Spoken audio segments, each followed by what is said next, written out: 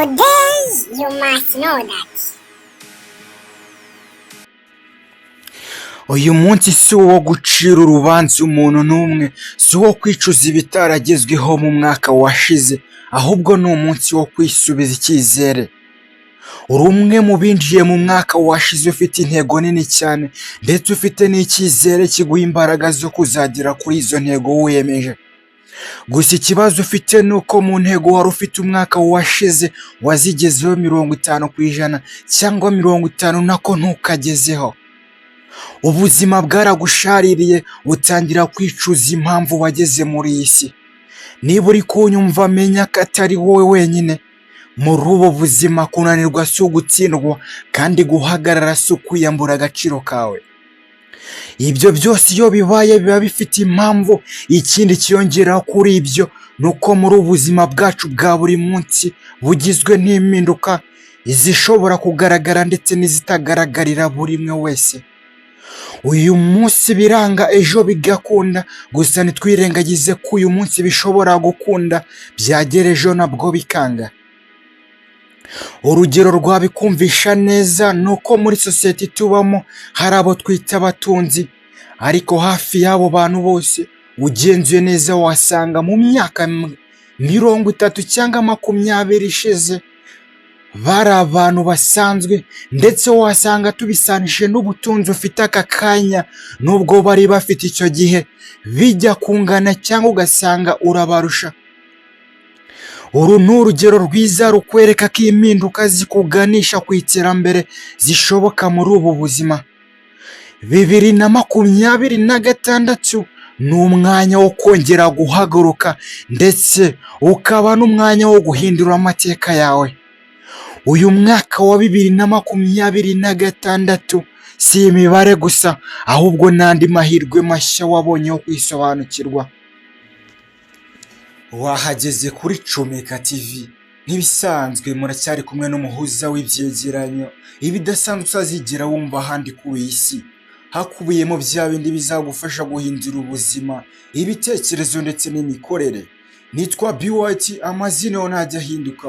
Wowe ukiri mushya kuri channel, gahunda no gukanda subscribe ndetse ugakora share, warangiza ugatanga igitekerezo binyuze aho handitse comment. Ikiganiro ni Today you must know that. dore ibintu 5 byagufasha kugira ngo ugere ku ntego wari ufite ariko ntuzigeraho mu mwaka wa 2025 cyangwa se mu myaka yasize. Ikintu cya mbere, kora self reflection.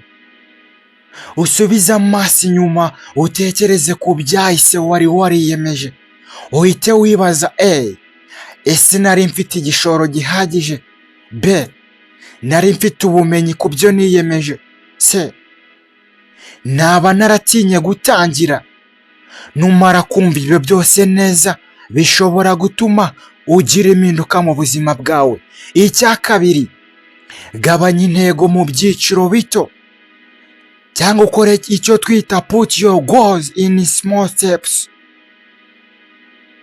Nubwo kugira intego ari byiza, ariko iyo wihaye nyinshi cyane mu gihe gito bituma ukorana imbaraga nyinshi cyane, yego, ariko bishobora kugutera ubwoba.